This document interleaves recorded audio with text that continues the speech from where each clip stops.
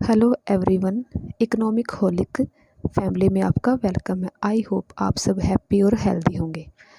Last lecture में हमने theory of demand की कार्डिनल यूटिलिटी अप्रोच स्टार्ट की थी और हमने कल ये देखा था कि जो कार्डिनल यूटिलिटी होती है वो अपने इन्वॉल्व करती है मार्जिनल यूटिलिटी एनालिसिस को।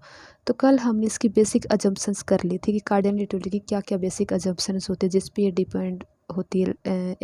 For example rationality, cardinal utility, constant marginal utility of money, diminishing marginal utility, utilities are independent from each other etcetera etcetera. तो हम आज क्या देखेंगे कि आज हम आगे बढ़ने से पहले इसके आगे वैसे होते हैं, इसके दो आगे और होती है कि law of diminishing marginal utility and the second is a law of equi marginal utility. वो समझने से पहले हमें थोड़ा सा बेसिक में चल पड़ते हैं कि सबसे पहले कि यूटिलिटी क्या है, आखिर कैसे यूटिलिटी किसी गुड्स को कैसे डिस्क्राइब करती है, अगर हम एक तरीके से बोलें। फिर बात आती है कि आखिर टोटल यूटिलिटी क्या होती है, मार्जिनल यूटिलिटी क्या होती है, कैसे एक दूसरे से इंटरलिंक होती है। तो हम सबसे पहले वही देखते हैं कि टोटल यूटिलिटी, मार्जिनल यूटिलिटी क्या है। तो फर्स्ट तो क्वेश्चन ये स्टार्ट होता है कि यूटिलिटी क्या है। तो यूटिलिटी क्या है कि जब कोई भी गुड्स होती है हम उसको परचेज करते हैं या फिर हम उसको कंज्यूम करते हैं तो उससे जो मिलने वाली सेटिस्फेक्शन होती है उसी को हम क्या बोलते हैं, उसको यूटिलिटी बोल देते हैं। It means when a consumer purchases a good he obtain satisfaction from the position of that good, that is he drives utility from the position of that good. तो वो यूटिलिटी कब मिलती है, जब उसने उस गुड्स को या तो परचेज़ किया था किसी भी कमोडिटी को, या फिर उसने उसका कंज्यूम किया था। एक तरीके से परचेज़ करना, कंज्यूम करना मतलब उसकी सर्विस ली थी एक तरीके से। अब हम ये बात आती है यूटिलिटी की बात, फिर हम देखते हैं कि टोटल यूटिलिटी क्या होती है। तो फर्स्ट इसमें क्या है, टोटल यूटिलिटी से पहले हम देख लेते हैं कि इनिशियल यूटिलिटी क्या होती है। इनिशियल यूटिलिटी होती है जब हम किसी गुड्स को फर्स्ट टाइम कंज्यूम करते हैं तो उसकी जो स्टार्टिंग की यूटिलिटी हमें मिलती है उसको बोलते हैं इनिशियल यूटिलिटी। फिर आती है कि टोटल यूटिलिटी क्या है। टोटल यूटिलिटीज़ में ये बात आ जाती है कि जब हम किसी गुड्स को कंज्यूम करते रहते हैं, फॉर एग्जांपल मान के चलते हैं कि हमने एप्पल बाय कर लिए, तो हमने उसकी यूनिट ले रहे हैं, हमने फर्स्ट यूनिट परचेज़ की, सेकंड की, थर्ड की, फोर्थ की, एक्सेट्रा।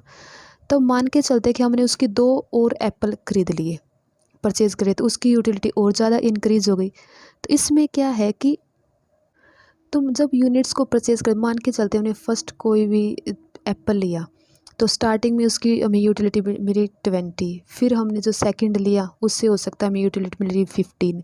जब हम दोनों को सम करेंगे तो 35। जब हमने मान के चला कि हमने थर्ड परचेज़ की उसमें से हमें मिल रही है 10 यूटिलिटी, फिर हमने फोर्थ किया उससे मिल रही है हमें 5 यूटिलिटी है। तो जब हम इसका सम करते रहेंगे कि स्टार्टिंग में 20 थी, फिर 15 थी, फिर 10 थी, फिर 5 थी, जब हम इन सब को ऐड करते हैं तब जो टोटल आता है वो उसको बोलते हैं टोटल यूटिलिटी। मतलब कि जितनी भी हमने यूनिट्स परचेज़ की थी जब उनको हम सम करते हैं तब उससे जो टोटल आता है वो होता है टोटल यूटिलिटी। अब इसकी बात आती है कि टोटल यूटिलिटी से मार्जिनल यूटिलिटी की कैसे होती है। मार्जिनल यूटिलिटी ये होती है कि जैसे हम स्टार्टिंग में हमने 1 यूनिट ली तो उससे हमें यूटिलिटी मिली 20। अब हम क्या करें कि हम यूनिट्स को और परचेज़ करेंगे। अब हम क्या करें, उसकी सेकंड भी जो यूनिट होते हैं उसको भी परचेज़ करेंगे। जब हमने सेकंड यूनिट परचेज़ की तो हमारी यूटिलिटी हो गई 35। जब हमने थर्ड यूनिट परचेज़ की तब हमारी टोटल यूटिलिटी हो गई 45। अब क्वेश्चन ये उठता है कि जब टोटल यूटिलिटी हमें पता है कि 20, फिर 35, फिर 45 हो रही है तो मार्जिनल यूटिलिटी कैसे कम क्यों हो रही है। अब ये बात ये है कि मार्जिनल यूटिलिटी का मतलब ये होता है कि जब हम नेक्स्ट इकाई परचेज़ करते हैं, जैसे 1 यूनिट से हम दूसरी यूनिट खरीदने जाते हैं तो जो सेकंड यूनिट होती है वो कहीं ना कहीं हमें यूटिलिटी कम देगी। फॉर एग्जांपल हमने कोई एप्पल लिया, जब हमने फर्स्ट एप्पल खाया हमें इतना अच्छा लगा, अगर हम उसी टाइम के बाद हम सेकंड एप्पल कंज्यूम करेंगे तो वो हमें इतनी सेटिस्फेक्शन नहीं देगा, इतनी यूटिलिटी नहीं देगा। वो कहीं ना कहीं जब हम कंपेयर करेंगे फर्स्ट वाले से तो उससे कुछ ना कुछ कम यूटिलिटी मिलेगी। तो इसमें क्या है कि जो मार्जिनल यूटिलिटी वो डिफरेंस होती है किसका, कि टोटल यूटिलिटी जो सेकेंड इकाई है और टोटल यूटिलिटी जो फर्स्ट इकाई उसके डिफरेंस का।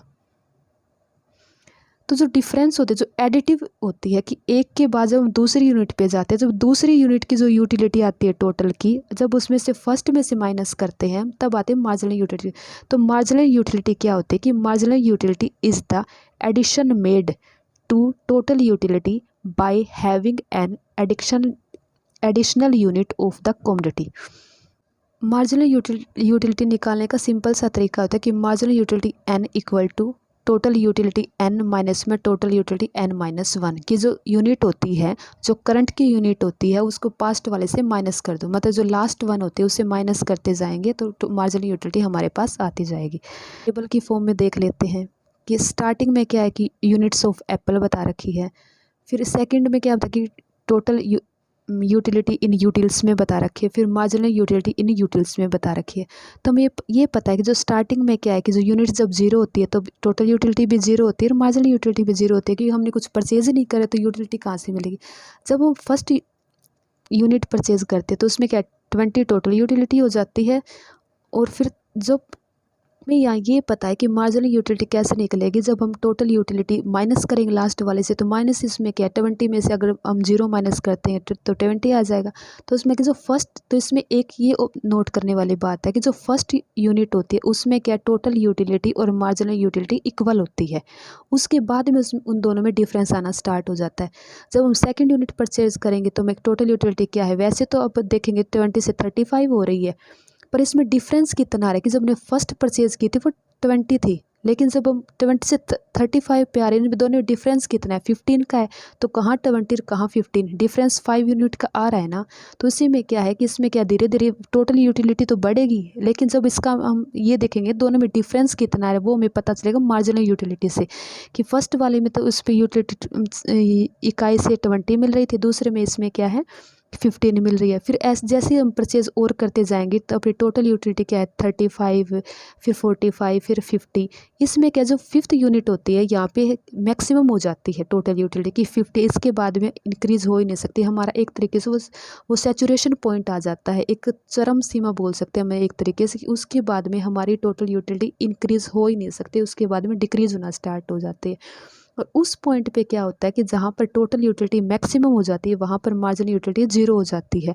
जीरो इन द सेंस कि जो लास्ट यूटिलिटी होती है वो भी टोटल की और जो करंट की होती है वो भी इक्वल हो जाती है। जब इक्वल होती है तो वो जीरो पे चले जाए, तो उस पॉइंट पे क्या है जब टोटल यूटिलिटी जब मैक्सिमम होती है तो मार्जिनल यूटिलिटी जीरो हो जाती है।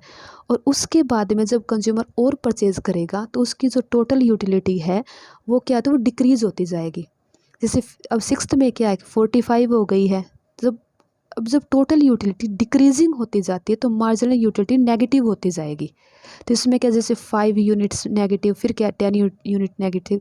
तो यहाँ इसमें क्या है, इसमें जैसे हम डायग्राम में भी दिखा रखा है कि जब टोटल यूटिलिटी जैसे जैसे बढ़ती जाती है मार्जिनल यूटिलिटी कम होती जाती है, लेकिन एक ऐसा पॉइंट आ जाता है जिसमें क्या है क्यू पॉइंट पे तो टोटल यूटिलिटी मैक्सिमम होती है, सैचुरेशन पॉइंट होता है, और उसी पॉइंट पे मार्जिनल यूटिलिटी अपनी जीरो होती है। उस पॉइंट से अगर कंज्यूमर आगे और भी परचेज करता रहेगा, स्टार्ट करता रहेगा, ये कंज्यूम कंटिन्यू करता रहेगा, तो उसके बाद में क्या है कि टोटल यूटिलिटी वो डिक्रीज़ होती जाएगी और मार्जिनल यूटिलिटी माइनस में चली जाएगी। ये इसमें बता रखा था, ये था इसमें सिंपल सा। और कल हम ये देखेंगे कि law of diminishing marginal utility क्या होती है, law of equi marginal utility क्या होती है, इसके आगे के पार्ट है। अगर आपको वीडियो अच्छी लगी है तो लाइक करें, अगर नहीं लगी तो डिसलाइक करें, लेकिन अपने पॉइंट ऑफ व्यू ज़रूर बताएं। और वीडियो देखने के लिए थैंक यू सो मच।